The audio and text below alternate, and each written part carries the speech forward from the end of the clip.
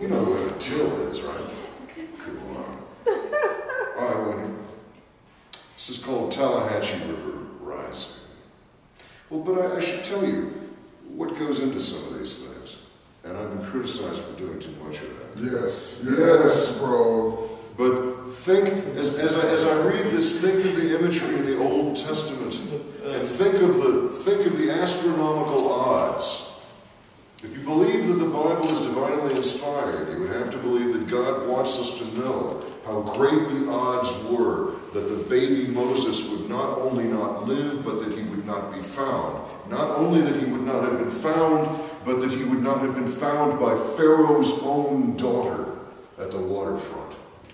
Similarly, how unlikely is it after the thousands, countless lynchings that had been covered up in the South? Why would one boy's body rise after being tied to a 70-pound cotton gin fan and thrown in the Tallahatchie River? Why would this one body, out of all the thousands, rise from this river that had covered so much death, so much murder, so much infamy, and kept right on flowing? Think of Moses and think of Emmett Till. Tallahatchie River Rising.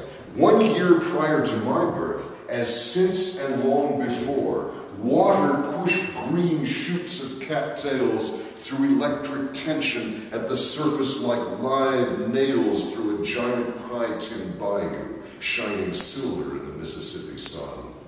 Catfish, secreted in sunken logs and in the deepest hollows of black bogs, beneath banks by which walked with silent men the shades of secret animus aged sullenly, dull, some old, huge, and deep as habits in the antebellum South. Catfish only sensitive to that which sinks and rots within reach of their languishing horns, long as rusting sabers, parting darkest water deep enough that not a ripple surfaces to greet the day, nor does the water clear, it mourns.